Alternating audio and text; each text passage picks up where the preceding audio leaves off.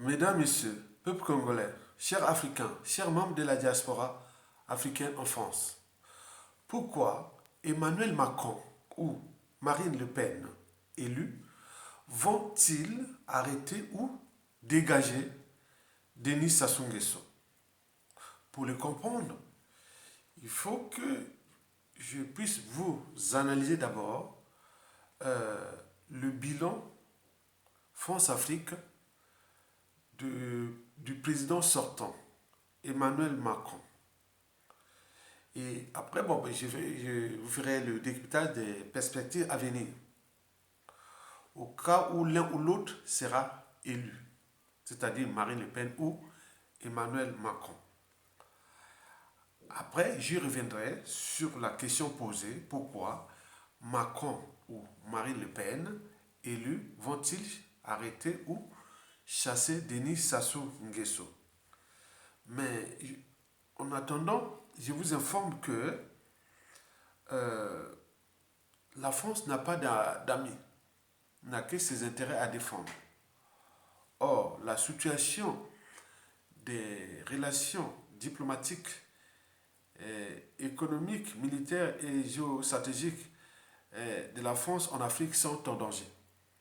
Donc, en réalité, la France devient de plus en plus vulnérable en Afrique. Et je vous dirai pourquoi. Donc, la France risque de tomber en Afrique. Et si elle tombe en Afrique, elle va perdre son rang européen et mondial. Mesdames, Messieurs, peuple congolais, chers membres de la diaspora, chers peuples africains, je vous informe que si le président sortant, Emmanuel Macron, est réélu, il n'y aura pas beaucoup d'incidence sur nos droits et devoirs des ressortissants africains ou d'étrangers africains vivant en France. Il n'y aura pas beaucoup de changements ou autres. Je vous parle des expatriés, c'est-à-dire les missions, représentations diplomatiques et tous ceux qui sont en mission, hein, d'État à État, voilà, donc qui sont en France, les étudiants africains, les immigrés africains, et n'oublions pas nos enfants et petits-enfants africains et métissés. Donc ça ne va pas beaucoup chambouler, non. À l'opposé, euh, au niveau de la diplomatie, elle va certainement avoir des gros soucis. C'est-à-dire, si Macron est réélu, la diplomatie française du président réélu aura bien des soucis, ou plutôt des gros soucis, en Afrique, et notamment en Afrique francophone, ou en zone France-Afrique. Au regard du bilan géostratégique chaotique du président sortant en Afrique. Vous savez qu'Emmanuel Macron a mené au cours de ces 5 dernières années une diplomatie suicidaire France-Afrique. Donc il est fort à parier que son prochain quinquennat sera potentiellement problématique en Afrique ou en zone France-Afrique. Par conséquent, la France ou les intérêts vitaux de la France en Afrique vont avoir des soucis. Nous le savions très bien. Donc, le deuxième quinquennat là de Emmanuel Macron entrera dans la permanence de l'état de crise France-Afrique. Grave, post-colonial. C'est-à-dire la crise entre l'Afrique francophone et la France qui ne veut pas se décoloniser de l'Afrique. Et en particulier de l'Afrique francophone. Je vous informe que l'Afrique francophone ou la zone France-Afrique est à la France comme le Nil est à l'Égypte. C'est un don. Parce que sans l'Afrique francophone ou la zone France-Afrique, comme l'avait dit le président Jacques Chirac, vous imaginez le rang européen ou mondial de la France sera à la place du Portugal. Or, le Portugal, au XVIIe, XVIIIe siècle, vous imaginez là où s'est trouvé le Portugal. Et donc la France, c'est pareil, parce que c'est le dernier pays colonisateur européen qui est encore en activité en Afrique. Donc quand on est dans la colonisation, donc il y a des piliers, il y a des indicateurs, il y a beaucoup de choses. Donc quand vous enlevez ça, ils se fondent complètement. On en a vu tous les pays qui ont colonisé l'Afrique à ce moment-là, qui se sont décolonisés de l'Afrique, il ne reste que la France. Mesdames, Messieurs, peuple congolais, chers membres de la diaspora et chers peuple africain, quant à Marine Le Pen, si elle est élue, il y aura beaucoup d'incidences sur les droits et devoirs d'Africains résidant en France. Et le risque d'émeute ou le risque d'émeute dans les banlieues est élevé. Le risque de contrôle au faciès est élevé. Et pour vous, nous, Africains, le risque de stigmatisation des étrangers, en particulier africains, est élevé. En fait, à l'échelle française et du côté des immigrés africains, si Marine Le Pen est élue, nous aurons beaucoup de tensions avec le régime là, au regard de la stigmatisation, que nous sommes les bons émissaires, tout c'est des immigrés, c'est les immigrés, ce sera que comme ça. Et donc, sur le plan intérieur, c'est-à-dire de la France, selon certains observateurs africains, Marine Le Pen ou Emmanuel Macron, après, ça pourrait peut-être être la peste et le choléra. Donc, entre la peste et le choléra, qu'il faut choisir le choléra ou la peste. Bon, donc, ce que pensent certains analystes africains. Quant à la diplomatie française à venir sous le quinquennat de Emmanuel Macron, il faut se dire que cette diplomatie-là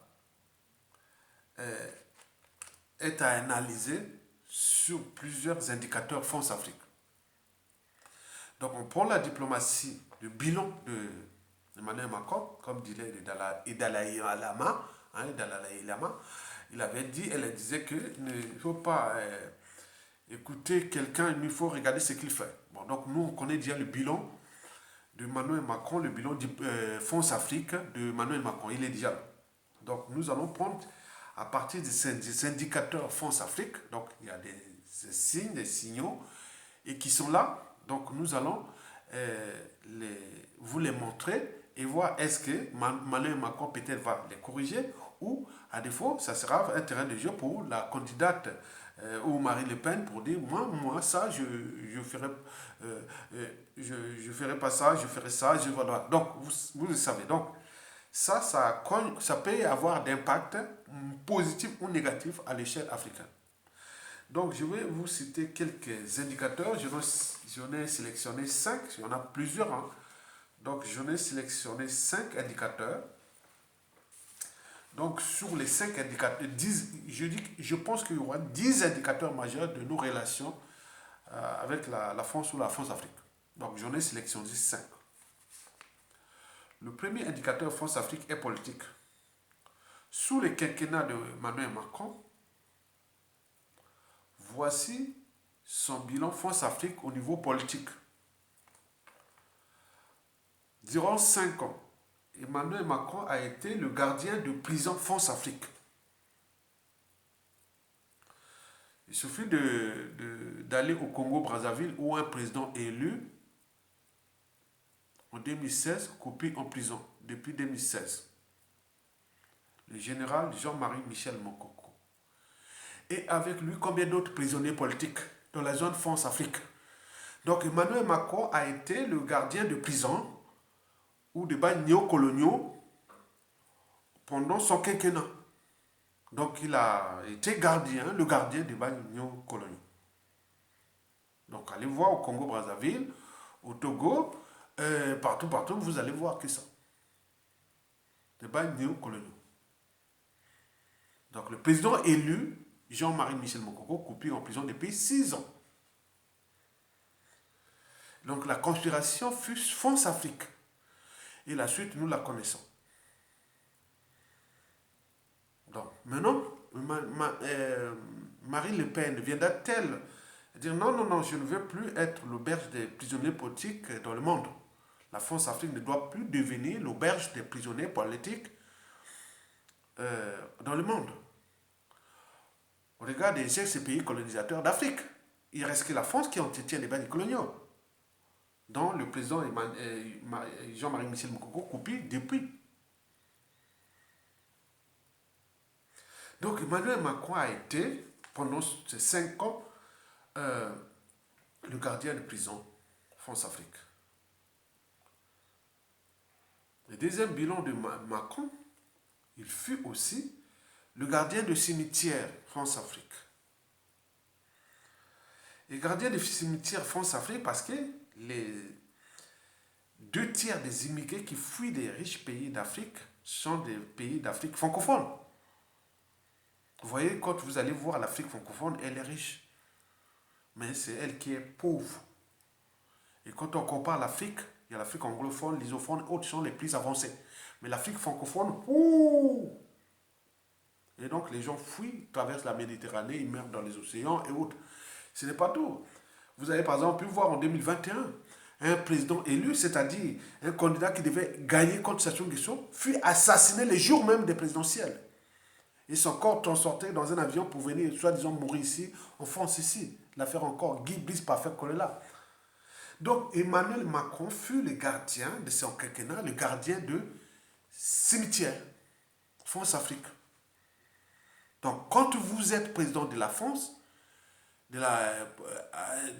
depuis ces 5 dernières années-là, bon, vous imaginez.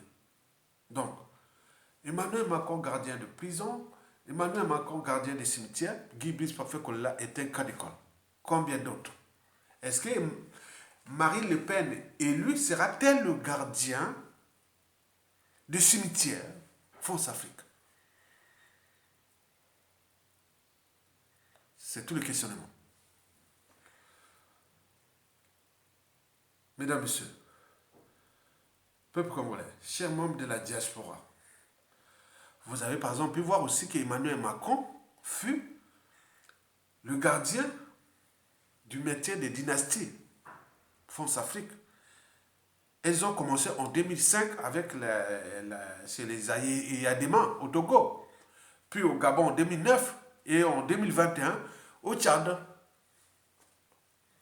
Ben oui, Emmanuel Macron, gardien de prison, gardien de cimetière, et puis de la dynastie France-Afrique. Est-ce que Emmanuel Macron lui-même va se mettre dans la tête que je vais continuer dans cette entreprise-là? Est-ce que Marine Le Pen va dire ah non, non, non, je ne veux pas devenir, je veux pas. Non, non, non.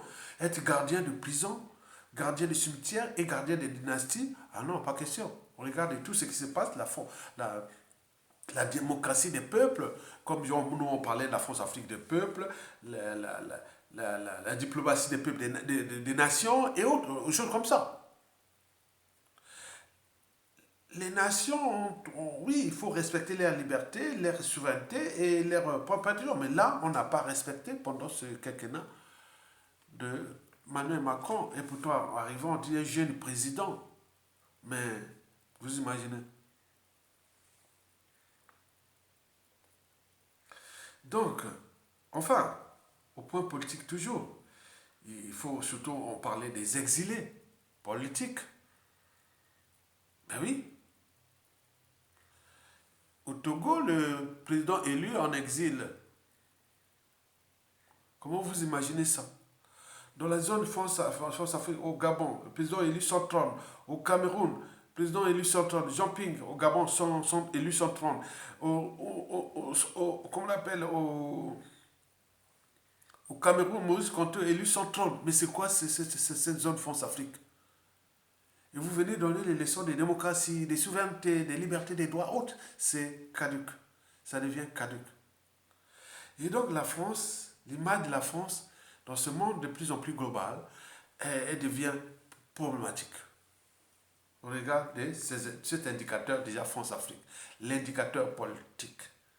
Et je n'aurais pu citer plein d'autres cas politiques qui se sont passés pendant le quinquennat de François Hollande. Donc, c'est 14 pays d'Afrique francophone. Donc, je n'en parle de temps, sinon la vidéo aura fait 4-5 heures à en parler que de ça à l'échelle France-Afrique.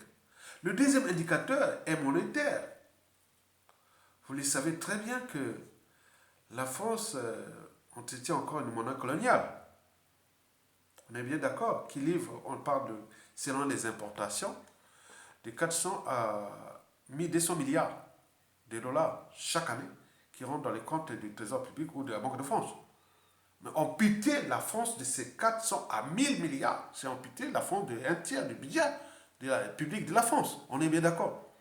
Donc c'est une problématique qui est là où beaucoup de gens cherchent à sortir de la France-Afrique, du CFA, mais arrivé par exemple le co, ils ont cherché à dribbler tout ça, Macron a cherché à dribbler, mais ce n'est que partie remise.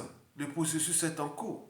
Mais comment Emmanuel Macron va gérer ce dossier sensible au regard des pressions géostratégiques de la réorganisation mondiale et autres qui disent aux Africains que vous êtes... Voilà, vous voyez comment même les ex-pays colonisateurs, même en Europe, on dit comment on détenait encore des monnaies coloniales. Et donc vous avez ce souci-là, la France est vulnérable face à l'Afrique. Et donc le problème de la monnaie, ça cogne très fort. Et donc le CFA là, c'est un dossier, c'est un indicateur qui est problématique entre l'Afrique francophone et la France. Eux là-bas ils disent non, laissez-nous se libérer. Mais non, on va vous apporter des solutions. Bon. Donc ça se passe comme ça.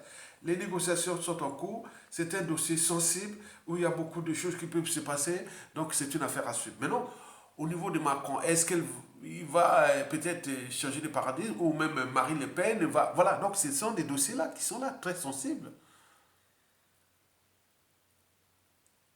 Et donc, si la France ne prend pas les devants sur ce problème de la monnaie, et là, mais attendez, c'est pas possible. Hein.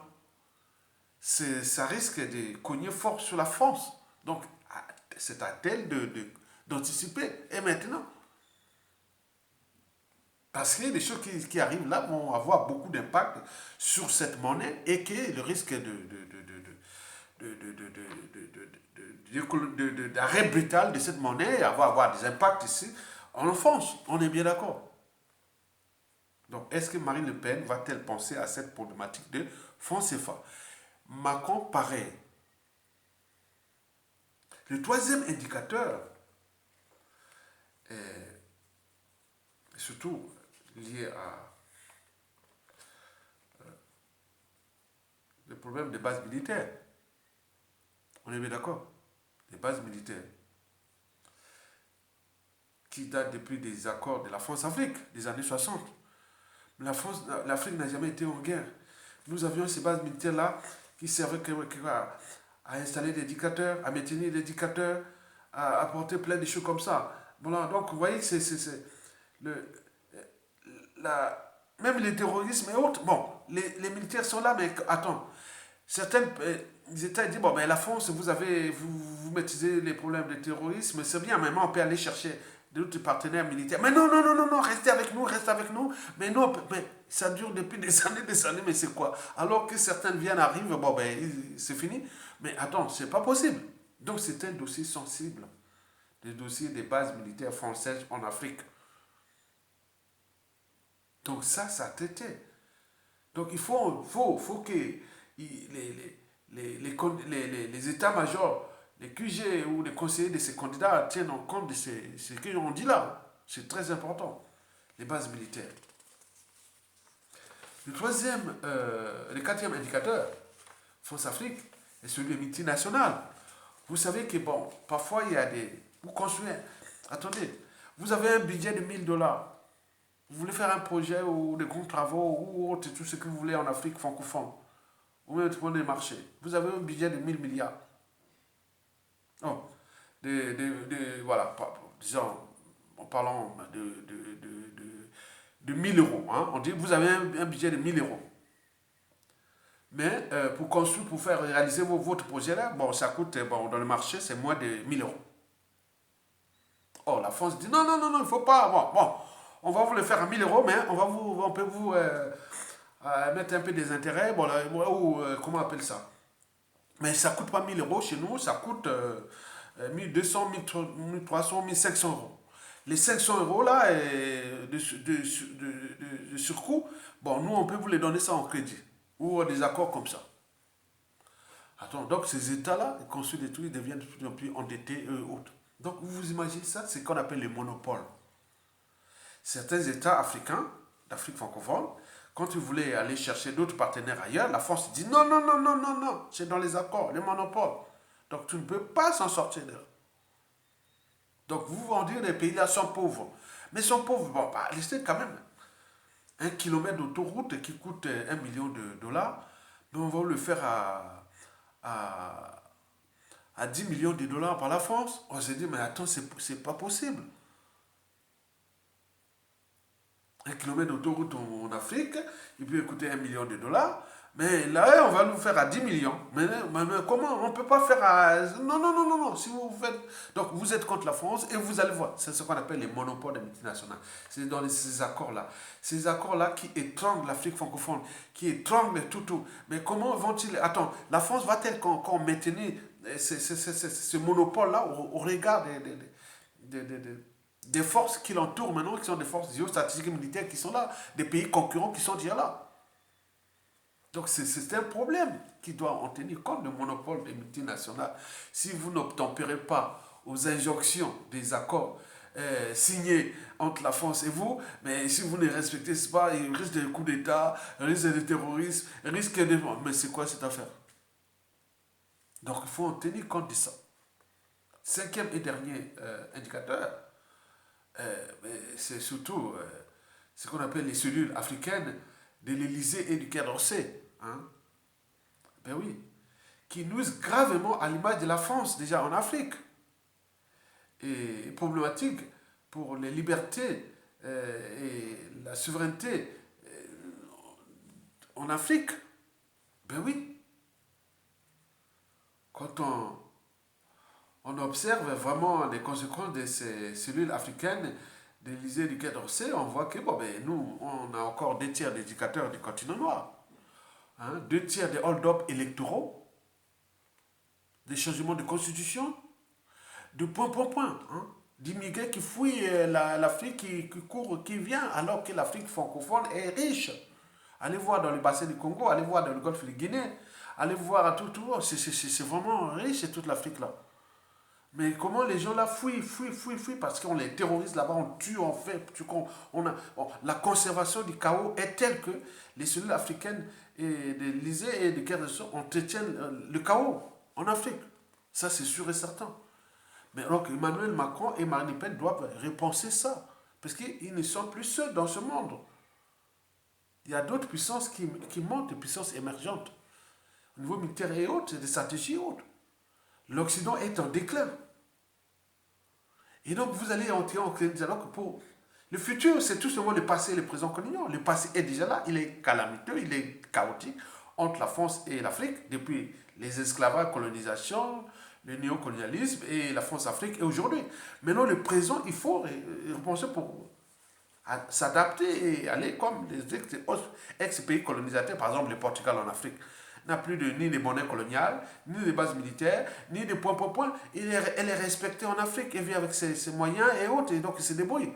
Mais là, la France continue à jouer au Rambo en Afrique, et donc les autres pays du monde entier, même au sein de l'Union européenne, ils disent, ah petit, tiens, la France a beaucoup d'ennemis, même au sein de l'Union européenne, au niveau des Européens, occidentaux et autres. Je dis, mais tiens, la France tient.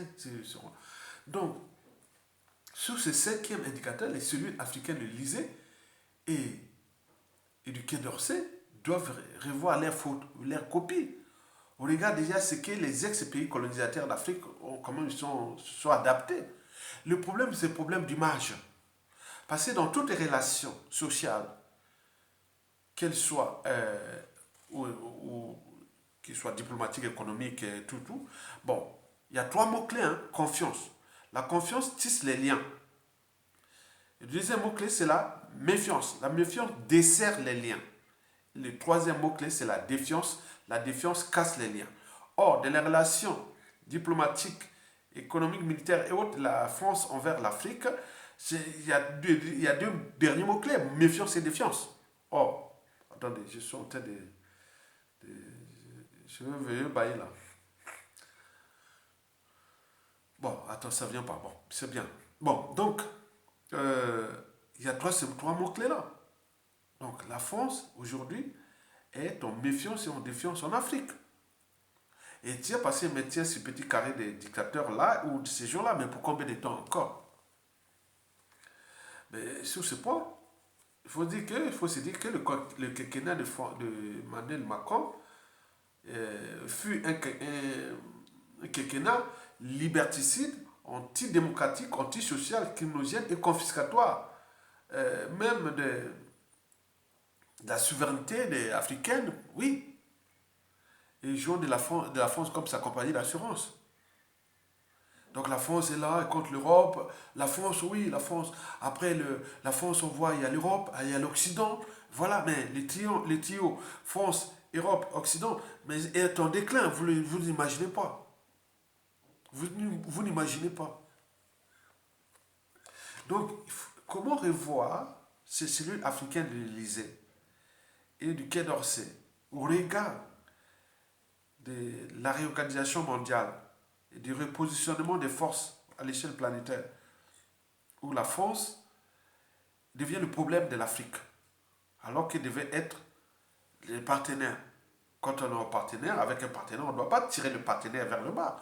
Partenaire, on cherche à... Voilà, mais là, on sait que la pédation, non, mais juste comme des temps encore. Mesdames, Messieurs, peuple congolais, chers membres de la diaspora, chers peuple africain, Macron, réélu ou non, Marine Le Pen, élue ou non, le prochain quinquennat de l'un ou l'autre candidat sera le plus problématique pour les intérêts vitaux et géostratégiques de la France en zone France-Afrique.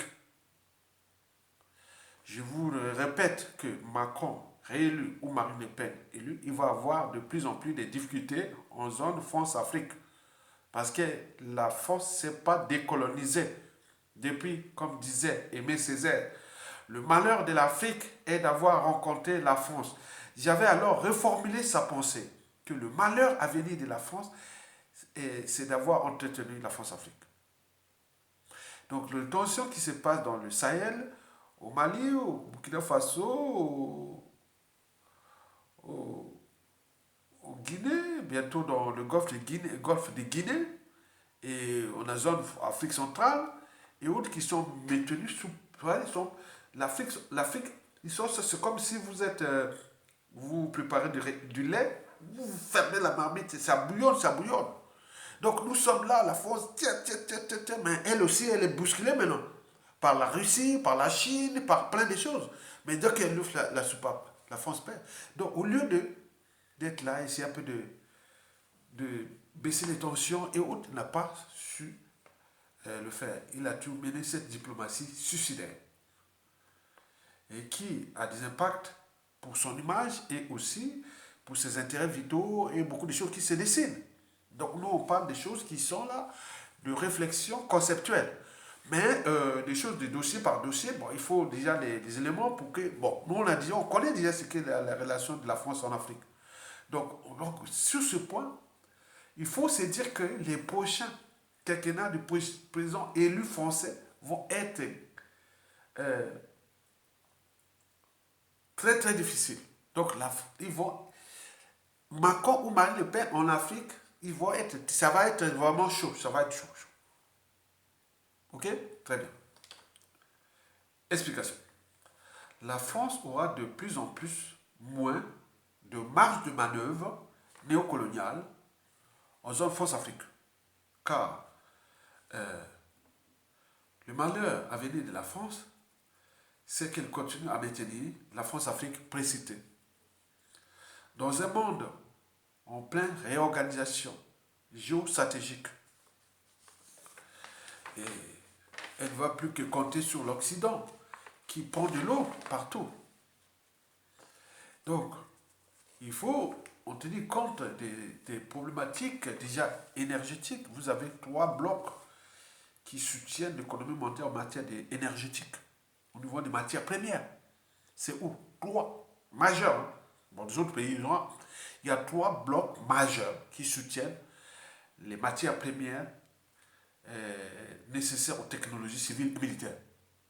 Même au niveau énergétique et autres. Il y a 3 blocs. Retenez bien. Le premier bloc là, c'est l'Afrique. Du nord au sud et l'est à l'ouest. Regardez. Quand vous allez l'Afrique du Nord, l'Algérie et autres, vous allez le Sahel, l'or et autres, vous avez la République démocratisée du Congo, les minéraux, des terres rares et autres, jusqu'en Afrique du Sud, tout, c'est la caverne d'Ali Baba. Ça va se jouer là-bas. C'est l'Afrique. Deuxième, c'est la Russie. La Russie. Eh ben oui.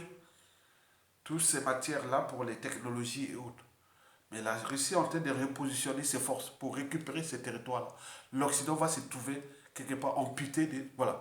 Mais il va chercher à aller où? En Afrique. La Russie et la Chine seront là-bas. Le troisième bloc, c'est le bloc arabo-musulman, qui couvre tout le bloc là, que tu vois, l'Arabie. Bon, on peut prendre depuis l'Iran, hein, en passant par l'Irak, les Émirats arabes unis et tout ça. Hein. Donc vous voyez toute cette zone-là. Donc c'est très, très, très, très. Voilà. Donc au niveau énergétique autre. Mais les rapports de force qui se décident là, la Russie cesse maintenant à s'investir vers la Chine.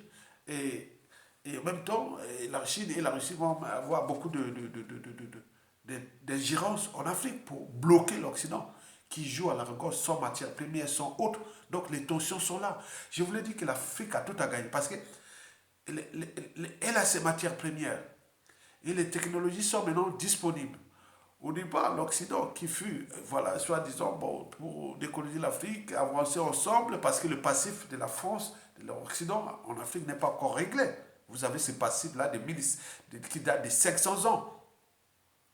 Vous avez des contentieux qui n'ont pas encore réglé cette affaire-là.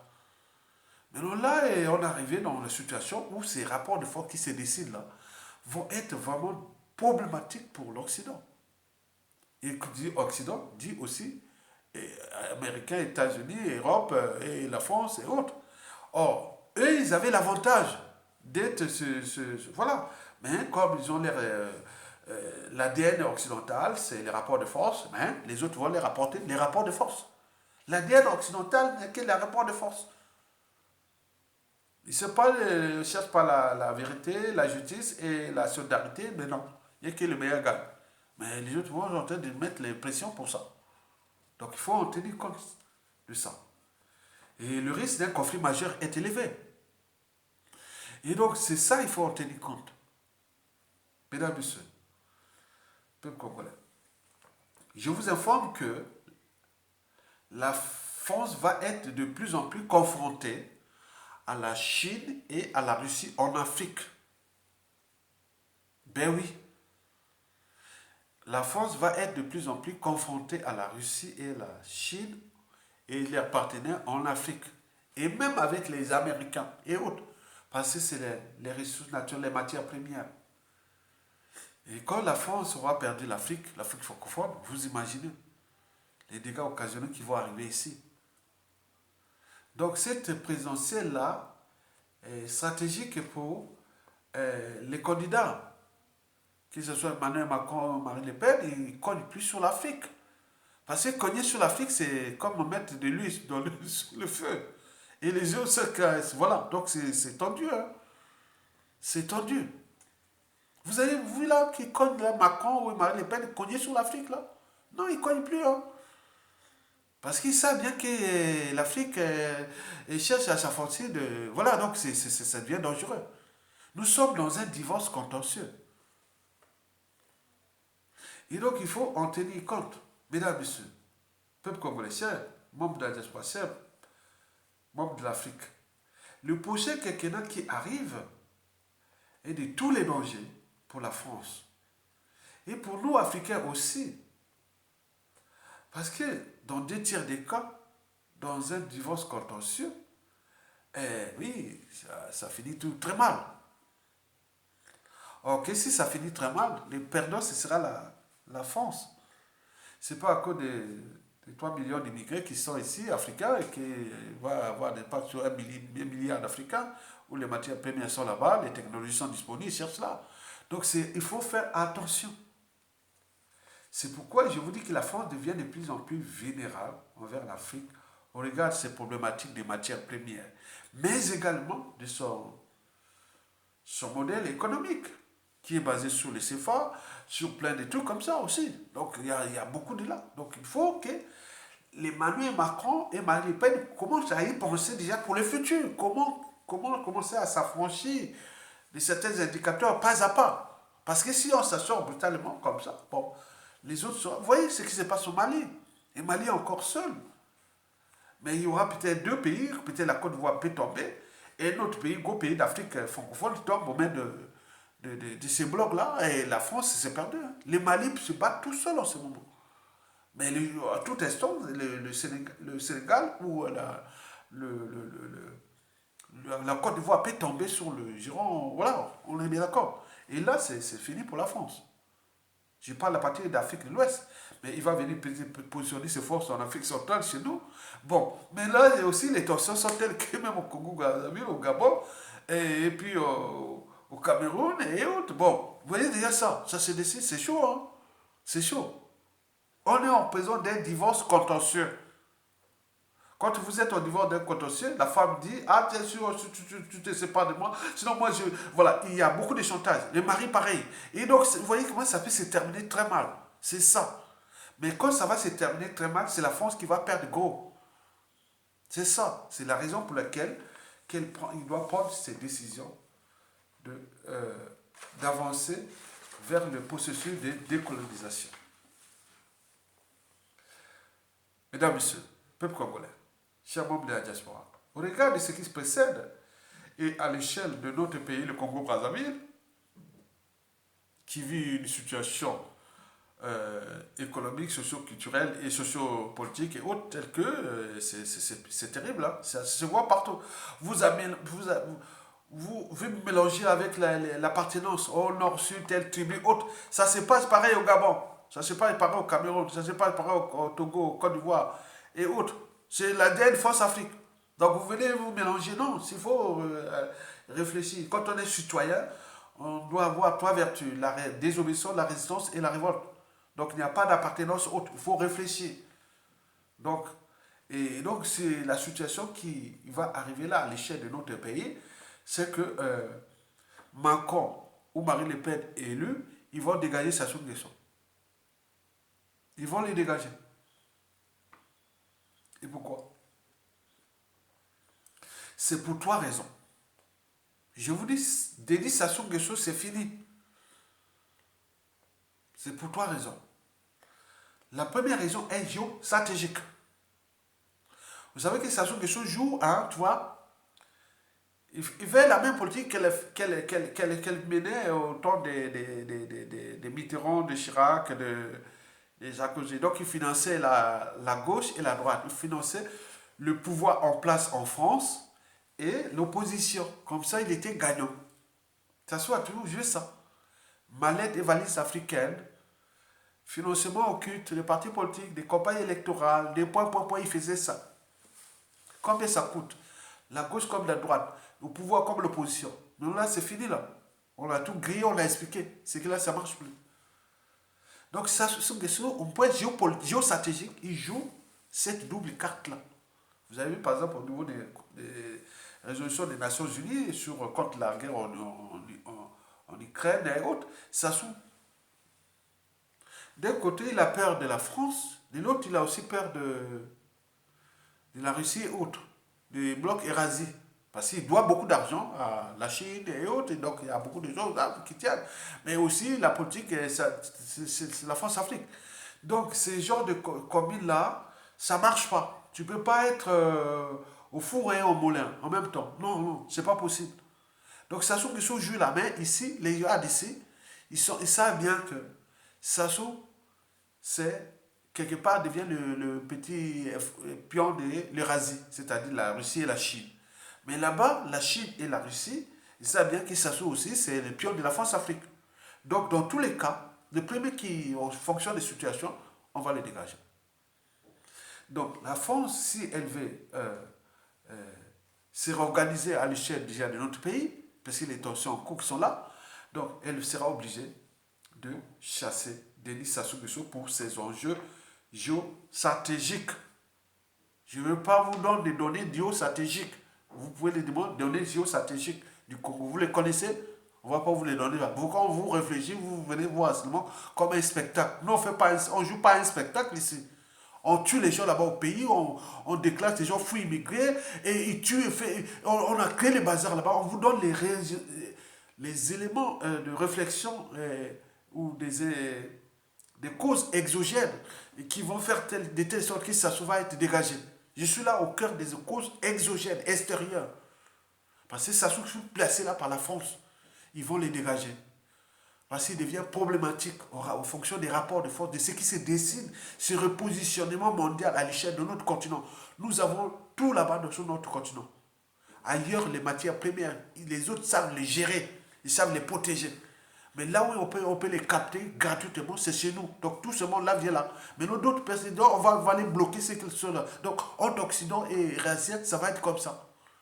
Vous comprenez ça? Donc, au niveau géostratégique, il faut se dire que nous avions une énergie potentielle qui est cumulée contre Sassou Nguesso, contre la France-Afrique. Il reste seulement le détonateur pour que cette énergie puisse se transformer en énergie cinétique. C'est-à-dire en mouvement. Comme on a vu c'est à Assimi Goïta au Mali, on en a vu aussi quelque part au Centrafrique, même si un peu, voilà. Mais on peut voir, ça ne va que s'accélérer. Donc vous avez tout compris ça. Donc les enjeux géostratégiques, les causes exogènes, extérieures. Parce que Sassou était venu au pouvoir par l'extérieur. On nous a installés là comme on fait les omelettes. Comprenez ça? Donc là, les Français se disent que, ah tiens, les tensions qui règnent dans le Sahel, et aussi ça va se passer dans le bassin du Congo, et donc la France est en tension. Tout le monde est en tension en Afrique. La France, comment on peut dire? Les gens sont en tension contre la France là-bas. Parce qu'elle a fait du mal depuis la décolonisation déjà à l'Afrique. Et donc le monde là n'est pas dogmatique, ça change, ça change. Toute œuvre humaine est perspective, donc ça peut bouger. Et donc ce qui est en train de bouger là, les dialectiques. Donc il faut en tenir compte. La France sait bien qu'elle a beaucoup d'indicateurs à protéger en Afrique, sinon il peut se couler. Et donc, ils n'ont pas de stratège. Comme leur modèle est néocolonial, de rapport de force et autres. Donc, les autres essaieront de leur apporter les rapports de force. Vous imaginez que la plupart des jeunes Africains qui vont prendre le pouvoir là-bas, au lieu d'aller vers la France pour aller expliquer que j'ai pris le pouvoir, j'ai fait ceci, ils vont fuir la France. Ils vont aller vers la Chine, ils vont aller vers le Brésil, ils vont aller vers parfois la Turquie, ils peuvent aller vers la Russie et autres. Ça va être que ça. Même au sein de l'Occident, ils ne vont pas venir à la France, ils vont aller voir peut-être les Italiens, ils vont voir peut-être les Allemands, ils vont voir les Anglais, autres, parce qu'ils se sont décolonisés de l'Afrique. Donc vous voyez les tensions qui ont cours. Nous sommes là les lanceurs d'alerte. On vous lance les signaux d'alerte. Ok? Très bien. Et donc, Denis Sassou Nguesso a peur maintenant. Il sait bien que la France le regarde maintenant sous un autre angle. Que tu es maintenant avarié. Il n'y a plus de rien à faire. On maintient parce qu'il y a ces crises ukrainiennes avec le pétrole là qui se joue. Mais ça ne sait qu'augmenter cette énergie potentielle qui est contre Denis Sassou Nguesso à l'échelle nationale, contre la France-Afrique à l'échelle nationale. Et donc vous avez tout compris. Donc ces enjeux géostratégiques, il faut en tenir compte qu'elle va être problématique pour Denis Sassou Nguesso, d'un côté. Et de l'autre côté, c'est le côté de la France-Afrique. C'est à elle de comprendre que, voilà, nous, on vous donne des éléments de réflexion par rapport aux réalités qui sont déjà là. La deuxième et avant-dernière raison pour laquelle Macron élu ou Marine Le Pen est élu vont dégager Sassou Nguesso, la raison là est géopolitique. De là à l'échelle sous-régionale, c'est-à-dire du golfe de Guinée. Quand Macron disait que bon, ben, l'avenir de la France, c'est une façon de dire, hein, il voulait dire seulement l'avenir de la France est dans le golfe de Guinée. Le golfe de Guinée, ça commence où? Ça commence depuis la Guinée là-bas. En passant par la Côte d'Ivoire, toute la côte atlantique là, jusqu'à chez nous, sur l'Angola. Donc l'avenir de l'Europe se joue là, sous les pays côtiers là. De la Guinée jusqu'en Angola. En passant par le Nigeria, le Cameroun, le Gabon, le Congo, voilà, vous comprenez ça. Donc c'est déjà une façon de réfléchir. Mais est-ce que les autres aussi, les concurrents, les adversaires ou les ennemis de la France ou de en Afrique, ils voient ça comme ça, donc les tensions sont là. Donc au niveau géopolitique, il faut suivre que les tensions qui vont se jouer déjà en RDC d'ici 2023. Et des élections aussi en Angola. N'oublions pas qu'au Gabon, ça chauffe entre les dynasties. Il y a la dynastie d'Ali Bongo qui veut le maintenir sa dynastie installée par la France-Afrique. Et l'autre dynastie, la dynastie de Bongo, c'est-à-dire de Denis Omar Bongo, le petit-fils de Denis Sassou Nguesso, et qui vont coaguer le Gabon là, comme c'est leur propriété privée. Et donc, vous voyez, c'est ce qui se décide là. Que même Sassou Nguesso cherchait à placer son fils au Congo-Brazzaville, et autant que c'est vraiment fou. Il y a des comptes, quand on voit ça, on devient fou. Ils sont des humains ou ils ne sont pas. Voilà, donc vous imaginez. Donc, au niveau géopolitique, géographie de la politique, il faut regarder tout ce qui se dessine autour de la sous-région. Donc, quand on est un homme politique, d'un haut niveau, on gère ton pays, il faut regarder ce qui se trouve quand tu es dans une maison, ou dans un appartement, ou chez toi. Il faut être en paix avec tes voisins. Regardez ce qui se passe d'abord, c'est les voisins. Donc la géopolitique, c'est ça. Nous, le Congo-Brazzaville, on regarde ce qui se passe au Centrafrique, au Guinée équatoriale, au Gabon, au Angola, en République démocratisée du Congo, Kinshasa, le Rwanda, le Burundi, le Sud-Soudan, le Centrafrique et n'oublions pas l'Ouganda. On peut même aller plus vers l'Afrique australe. Et donc nous, on doit regarder ça. Mais il y a des choses qu'on ne veut pas les lui dire, c'est au niveau géopolitique. Ce sont des secrets d'État. Des choses, pas des secrets d'État, mais voilà, on ne veut pas livrer tout sur là. Donc nous, moi et les autres, on regarde là. C'est-à-dire, on met la carte de la sous-région d'Afrique. Nous, on a des indicateurs, des signaux, mais on déplace des trucs, on dit, ah tiens, ça c'est pas bon, ça va être bon. Ça. Donc c'est ça. Pour qu'on soit en paix. Donc vous imaginez, donc c'est de la stratégie. Ok? Donc, mais cette stratégie-là, géopolitique-là, la raison géopolitique-là, va inciter la France à dégager sa solution. Parce qu'on nous disait, bon, il y a des rumeurs qui passent, qui sont passées depuis que Macron, s'il était réélu, qu'est-ce qu'il ferait? Il devait installer Denis Christophe Sassou Nguesso. C'est la raison pour laquelle Denis Christophe Sassou Nguesso a allié avec le Rwanda, avec plein de choses. Donc, vous imaginez hein, ce qui se dessinait. Que Macron est réélu, il va mettre la dynastie de Kiki, accord avec la RDC, le Rwanda et autres. Donc nous suivons la situation. Mais quant à Marine Le Pen, on ne sait pas qu'est-ce qu'il va faire et autres. Donc nous cherchons les voilà. Vous comprenez ça? Donc nous, c'est pour dénoncer ça. C'est que si Macron installait Denis Sassou Nguesso après son père, mais le Congo n'est pas la Guinée qu'on appelle, n'est pas le Gabon ni le Togo et encore moins le Tchad. Hein. Nous avons des tensions là-bas, telles que le pouvoir de Sassou Nguesso était assis au nord. Le nord maintenant est à méfiance et défiance vers ce clan-là, tout ça. Et combien de fois le Sud Congo, au niveau géopolitique national. Donc c'est une zone de tension. Vous pouvez créer une situation qui peut être incontrôlable pour Sassou Nguesso, son clan et autres, comme ce qui s'est passé au Rwanda en 1994. Vous imaginez. Donc nous sommes là pour alerter qu'il y a des tensions. Les tensions en cours sont telles que si vous ne faites pas attention, ça fait de péter au Congo-Brazzaville. Et les perdants, ce ne sera pas les peuples congolais, mais ce sont eux. Les Sassou, les Nguesso et tout ce monde-là. Et la France-Afrique d'ailleurs, qui va encore créer un troisième génocide au Congo. Après celui de 97 à 2000, puis de 2016 à 2017, et puis peut-être un autre génocide. C'est ça les passifs de la France-Afrique qu'il faut en tenir compte. Mesdames et messieurs, peuple congolais. Donc au point géopolitique, ces tensions-là, il y a des choses qu'on ne peut pas vous les dire. Donc il y a des choses qu'on suit. Donc on vous donne les éléments de réflexion pour que vous pensiez que, ah tiens, l'enjeu n'est plus de penser à l'appartenance tribale, ethnique, autre. Il y a des choses qui sont au-dessus. Il faut d'abord penser ça. Parce que là, quand ça colle, comme on a fait on a créé des crises, des terrorismes, des tensions et autres, il ne regarde pas la tribu. Hein. Donc quand il prend, hein. Il vous regarde comme des Noirs. Hein. Les Africains ne peuvent pas.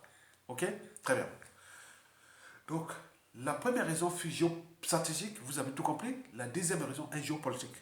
Et la troisième et la dernière raison est nationale. Ben oui, 97% de la population congolaise ne veut plus ni de Kiki, de Sassou Nguesso, ni de son clan, ni de sa dynastie. C'est une réalité citoyenne, politique et militaire. Elle est là, la réalité est là. On ne veut plus ni de Sassou Nguesso, ni de son fils grand voleur, et encore moins de son clan. Donc ceux qui ont l'intention d'intérêt général, ils doivent déjà commencer à ça.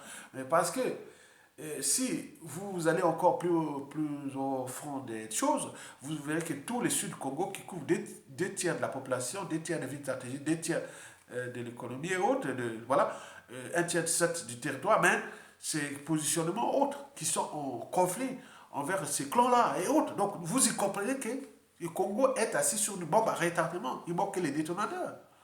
Et les perdants, c'est eux. Parce que c'est là que peut se jouer la transformation. Imaginez ce qui s'est passé au Centrafrique, même au Mali. Mais ça commence comme ça. Hein. On dit, bon, ben, aujourd'hui, bon, si je voyais bien, c'est-à-dire les Congolais aujourd'hui sont 50-50. Hein. 50% sont vers l'Occident, 50% vers l'Eurasie. Mais en fonction de ces bouleversements, c'est comme l'électorat. Hein. En fonction, ça peut se transformer directement d'un camp comme de l'autre. Donc ça dépend de ce que vous allez faire. Mais la France devient quand même le mouton noir de l'Occident en Afrique. Donc d'où l'intérêt qu'elle commence à se décoloniser et maintenant, mesdames et messieurs, peuple congolais. Pour ne pas aller loin, pour que, voilà, donc on aurait pu encore rester 1 heure, mais je vais terminer par là.